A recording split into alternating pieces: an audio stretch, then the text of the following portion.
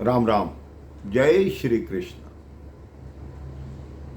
कहते अगर आपके मन में शुद्ध भाव हैं, आप भगवान की पूजा करते हैं, तो अपने मन में ये भाव जगाइए कि भगवान कभी भी जड़ नहीं होते, वो चेतन होते हैं, वो जागृत होते हैं।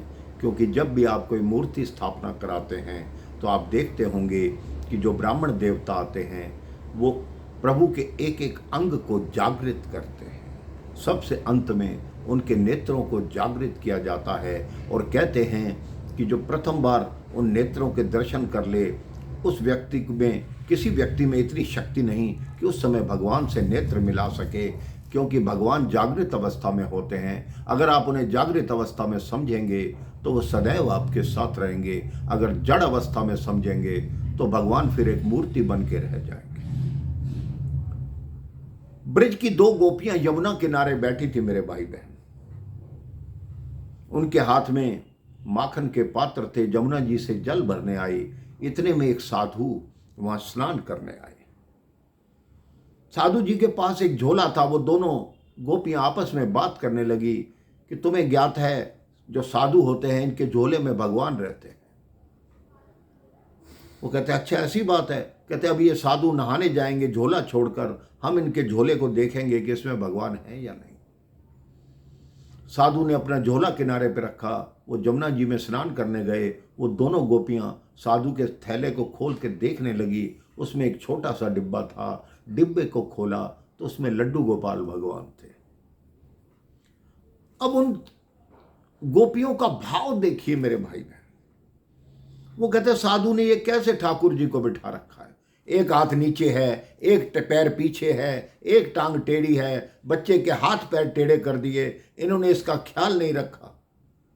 उन्होंने तुरंत ठाकुर जी को निकाला, लड्डू गोपाल जी को निकाला, माखन निकाला और अच्छे से कहते अभी इसका मालिश करके हाथ पैर में सीधे कर दूंगी। वो जोर जोर से माखन से उनकी मालिश करने लगी। और भगवान की कृपा देखिए, उन्होंने भगवान को जड़ नहीं माना, चेतन माना। थोड़ी देर में जो लड्डू गोपाल थे वो अपने स्थान पर खड़े हो गए। उनके हाथ पैर सीधे हो गए। जो उन्होंने घेरे वाली पोशाक पहन रखी थी वो घुटनों तक आ गई। इतने में साधु महाराज ने देखा कि वो दो जो गोपियां हैं मेरे झोले को छेड़ रही हैं। वो फटाफट भागे कि क्या कर रही हो। साधु को देखकर वो दोनों गोपियां भाग गई। साधु ने आकर देखा मेरे झोले का सारा सामान फैला हुआ है। उन्होंने सामान एकत्रित किया, लेकिन जैसे ही ठाकुर जी का डब्बा बंद करने लगे वो डिब्बा बंद नहीं हुआ, क्योंकि पहले ठाकुर जी बैठे हुए थे, अब ठाकुर जी खड़े हो गए थे। ठाकुर जी को खड़े देखकर उन साधु के नेत्रों से जल बहने लगा। कहते हे प्रभु, मैं 40 वर्ष से आपकी सेवा कर रहा हूं। मैंने आपको जड़ समझा, मैंने आपको मूर्ति समझा, लेकिन उन गोपियों ने आपको चेतन समझा, आपको जागृत समझा। उन्होंने आपकी मालिश की, आप सीधे खड़े हो गए। इसलिए आज के बाद मेरे जीवन का यही नियम है कि आप मेरे लिए हमेशा चेतन रहेंगे। जो मैं खाऊंगा वो आप खाएंगे, जो मैं करूंगा वही आपको कराऊंगा। इसलिए आज के बाद मैं सबको यही संदेश दूंगा कि भगवान जड़ नहीं चेतन होते हैं। इसी तरह एक छोटी सी कथा और आती है। एक वृद्धा महिला वृंदावन आई। वहां छोटे से लड्डू गोपाल ले गई और उन लड्डू गोपाल को हमेशा चेतन समझती, उनसे बातें करती, अपना समय बिताती, उनको भांति भांति के भोजन कराती कि लो लाला खा लो, अब लाला सो जाओ। लोरी सुनाती, सुबह उठाती, स्नान कराती, पोशाक पहनाती। उनको बिल्कुल एक बालक की तरह अपने पास रखा हुआ था। सारे आसपास वाले गांव वाले उसको पागल कहते थे। कहते इस अम्मा का दिमाग खराब है, लड्डू गोपाल लाई है, घर जाना है मुझे, अकेला नहीं छोड़ना उसको, छोटा बालक है, रो रहा होगा, भूखा होगा, ऐसी बातें करती है। उनके पुत्र और बहू थे, वो भी कहते हमारी माँ पता नहीं वृंदावन होकर आई है, इसके दिमाग को क्या हो गया। एक दिन की बात, माता जी ने सुबह सुबह हट पकड़ ली कि मेरा लल्ला बीमार है, डॉक्टर को बुलाओ।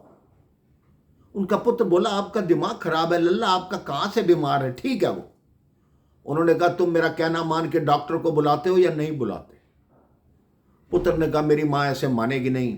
उन्होंने तुरंत डॉक्टर को बुलाया। डॉक्टर ने हंसते हुए कहा आपका लल्ला ठीक है, कुछ नहीं है इसको, लो मैं इसका हाथ देख लेता हूँ। हाथ देखा, कहते कुछ नहीं है। कहते नहीं डॉक्टर, तुमने कानों में वो लगाकर इस पे यहाँ लगा कर देखो जिससे मुझे विश्वास हो जाए कि मेरा लल्ला ठीक है।